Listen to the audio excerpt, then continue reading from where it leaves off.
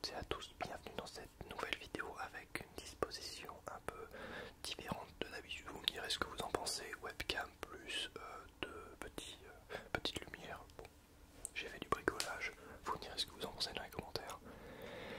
Commençons cette petite review de Spider-Man No Way Home, que je me cours pas dans le titre.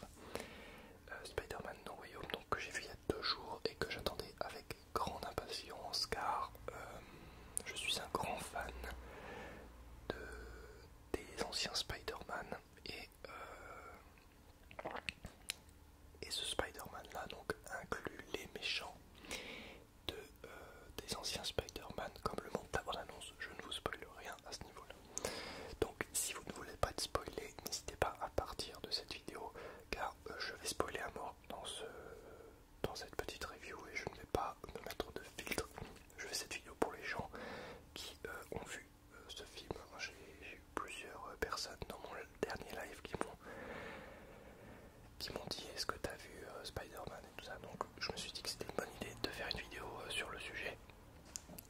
Donc on est parti, voilà, je vais spoiler à partir de maintenant. Donc le film commence. Donc le début ça va.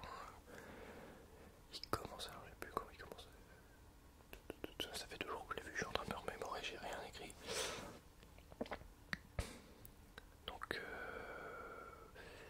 là ouais, ça commence directement après la fin du précédent Spider-Man du coup. Et du coup tout le monde sait que Peter Parker est Spider-Man. Et là c'est mon zut.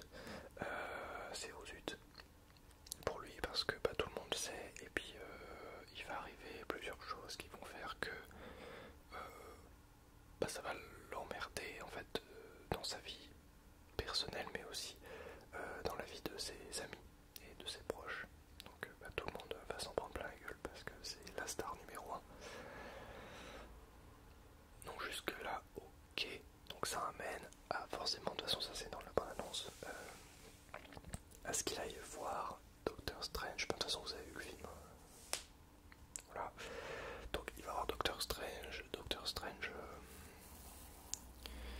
finit par accepter de faire un sortilège pour faire en sorte que tout le monde oublie qu'il est Spider-Man, mais il change le sortilège au dernier moment. Il fait gna gna gna, je veux que ça change, je veux que ma copine et tout s'en souviennent et que tout le monde sache qui savait que j'étais Spider-Man avant cette annonce. N'oublie pas que je suis Spider-Man. Alors bon, j'ai trouvé que ce film il y avait quand même pas mal d'incohérences, hein, mais ça n'a pas empêché que j'ai aimé le film pour le côté fanservice. Hein. Bon, je suis une vraie groupie hein, du premier Spider-Man, donc forcément, quand il y a eu les méchants qui sont arrivés, bon, c'était dans la bonne annonce, donc je m'en doutais un peu qu'ils allaient arriver. Donc Docteur Octopus, ça m'a rien fait du tout parce que presque toutes ces scènes sont dans la bande annonce. Donc ça m'a pas surpris. En fait ça m'a surpris quand j'ai vu la bande annonce, mais quand j'ai vu le film, ça m'a pas surpris du tout. Quand Green Goblin il arrive, le bouffon vert, ça m'a rien fait de spécial non plus. Les performances des acteurs sont toujours aussi bonnes, hein. Je n'ai rien à redire là-dessus. Du coup, bon, on a un peu plus d'approfondissement sur les personnalités des méchants, mais franchement sans plus. En fait, ce film n'apporte pas grand chose finalement. C'est mon avis personnel. Hein. Donc avec Electro, l'homme sable, j'ai pas compris pourquoi l'homme sable est en sable tout le long du film. Ça je capte pas. Oui, à la fin il devient homme, mais pourquoi est-ce qu'il est en sable tout le long du film? Ça sert à rien, autant faire jouer l'acteur. Enfin, logiquement quand il est mobile, il est en civil, donc ça j'ai pas compris pourquoi.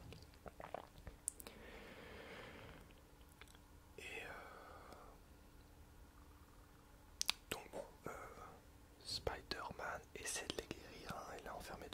Strange dans un monde, je sais pas où. Son pote à la bague de Doctor Strange, il peut ouvrir des portes, et c'est ce qui va foutre la merde. Donc,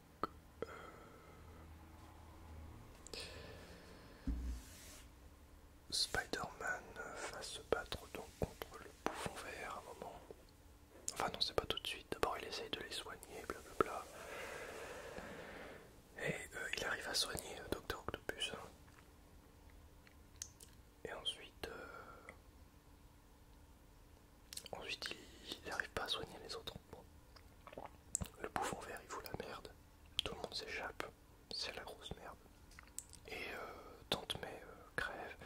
Et elle dit une phrase: A great power, blablabla, implique de grandes responsabilités. Mot pour mot. Donc à ce moment-là, tu te dis, ok, là c'est très lié. Et bon, ils ont pas changé la phrase, quoi, ils l'ont mis telle quelle. C'est pas d'effort, quoi, c'est juste, on fait copier-coller comme ça, on fait du fanservice. Du coup tout le monde dans la salle, oh oh oh. Dont moi, hein, quand ils ont dit cette phrase, bon bref. Ensuite, bon, il y a son pote qui ouvre des portails, je veux voir Spider-Man, et là, il y a le Spider, j'ai vu le costume de ce Spider-Man là, j'ai fait, c'est pas lui, c'est Andrew Garfield. Son costume, je le reconnais très entre mille. Et bingo, c'était Andrew Garfield qui est apparu, là, tout le monde dans la salle avec.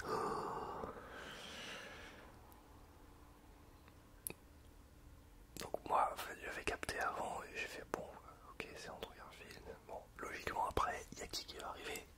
Tobey Maguire. Donc il ouvre un autre portail, je veux voir Spider-Man, et là dans l'ombre apparaît Tobey. Et c'est vrai que en salle, bon, j'ai eu l'effet de c'est lui, c'est lui, c'est lui. Et effectivement, c'était lui, donc j'étais content. Ah, c'était mon Spider-Man préféré. Celui qui a bercé mon enfance et tout ça, bon. Donc il apparaît dans un âge un peu plus avancé que à la fin des films Spider-Man 1, 2, 3, ce qui est logique. Hein. Il s'est passé je sais pas combien d'années depuis que c'est sorti. Donc voilà. Et moi j'étais content hein, qu'il y ait un nouveau Spider-Man, tout ça. Il y a quelques vannes, mais qui apportent rien de spécial à l'histoire. Ils font la fameuse scène en mode non c'est lui, c'est pas moi Peter et tout, enfin, bref. Ils finissent par retrouver Peter, Peter est triste parce que Tante May est morte, bref. Et puis voilà, ils se parlent entre eux, ils comparent leurs histoires. Ah moi j'ai eu cette histoire là dans mon film, etc. Et moi j'ai eu cette histoire là. Enfin on le savait, certes ça fait naître la nostalgie c'est chez nous, et dont moi quand j'ai regardé le film. Mais ça n'apporte pas grand chose quoi à l'histoire en plus quoi. Mais bon, ça fait toujours plaisir hein, de voir les Spider-Man se battre et tout ça. Et renfiler leur costume après de nombreuses années d'absence. J'ai quand même apprécié ça. Mais pour moi, voilà ce film.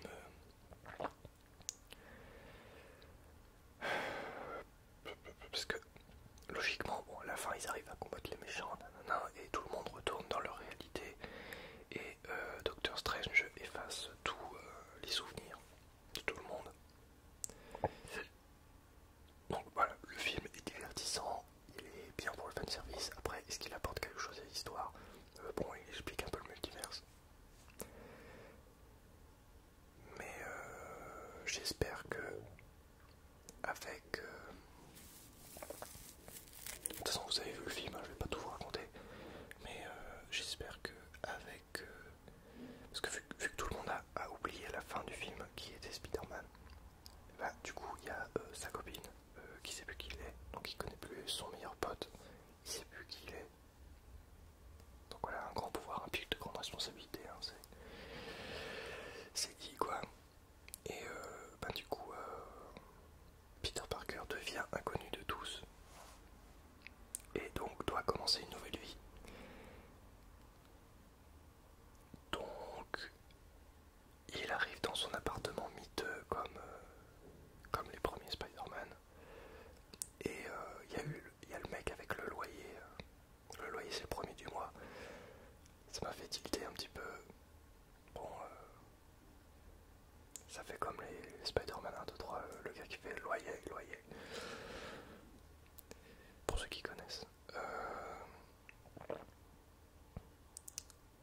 c'est devenu un mème ce gars-là. Après, ouais, j'ai kiffé. Donc bah, la fin est triste parce qu'il retourne voir sa copine et elle le connaît pas. Et oui, c'est triste et tu te demandes comment est-ce qu'il va remonter la pente, comment est-ce qu'il va reconquérir son cœur et puis aussi est-ce qu'il va arriver à reconquérir son pote également, parce que c'est les deux seuls véritables personnages qui sont importants. Après il y a Happy aussi et Doctor Strange aussi qui est ignorant.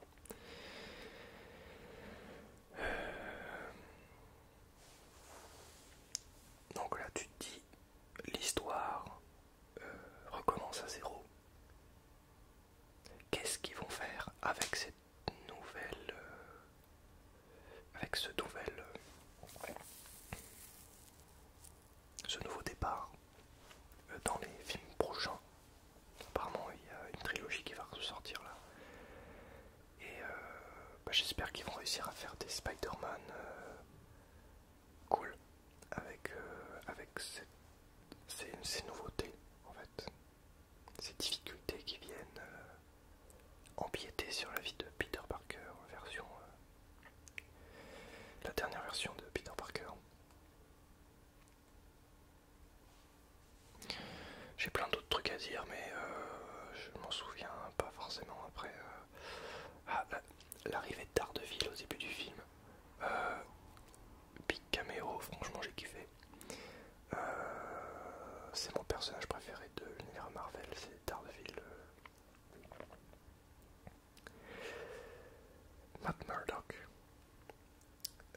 Donc qu'il fasse, voilà, qu'il existe dans l'univers, ça m'a fait plaisir parce que ça se trouve, ça veut dire qu'il va revenir et ça je kiffe. C'est le Daredevil de la série Netflix. Ça j'ai kiffé. Tout est dans le désordre, dans ce que je dis, c'est vraiment un avis à chaud, j'ai rien écrit et tout ça. J'essaie juste de me remémorer ce qui m'a plu, ce qui m'a déplu. Après bon, tout le monde est retourné dans sa réalité et tout le monde a oublié ce qui lui est arrivé. Donc logiquement en fait, dans l'histoire de Spider-Man 1, 2, 3 et de The Amazing Spider-Man, finalement s'ils ont tout oublié, si j'ai bien compris, en fait ça n'a finalement rien changé. Ils sont apparus et ils ont tout oublié, ils sont retournés dans leur réalité. Bon voilà, il y a quelques incohérences que j'ai pas compris, que je n'ai pas comprises dans ce film, donc j'espère que la suite ils vont expliquer plus de choses à ce niveau-là, à propos du multiverse et puis de tout ça quoi. Voilà voilà. Donc ah oui, la scène post-générique avec Venom, hein, parce qu'à la fin de Venom 2 on voit qu'il apparaît dans le multiverse, enfin qu'il apparaît dans le monde. Ça j'ai pas compris par contre parce que Eddie Brock dans Venom n'est pas censé savoir que c'est Spider-Man et n'est pas censé connaître l'existence de Peter Parker. Alors comment est-ce qu'il a fait pour arriver dans ce monde-là et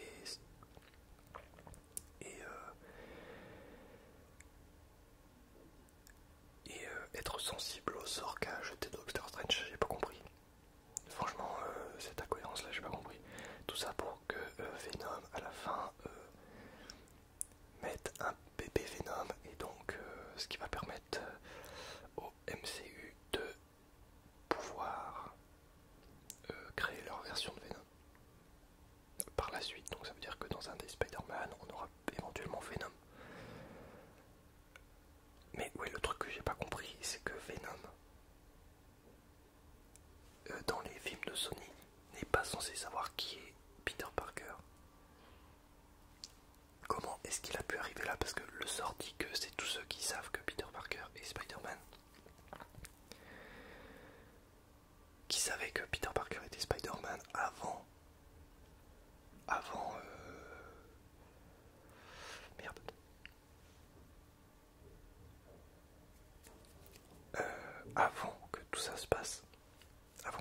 monde savent que Peter Parker et Spider-Man arrivent dans le monde, sauf que Venom ne sait pas, Eddie Brock ne sait pas qui est Peter Parker. Alors comment est-ce qu'il a pu arriver dans ce monde-là?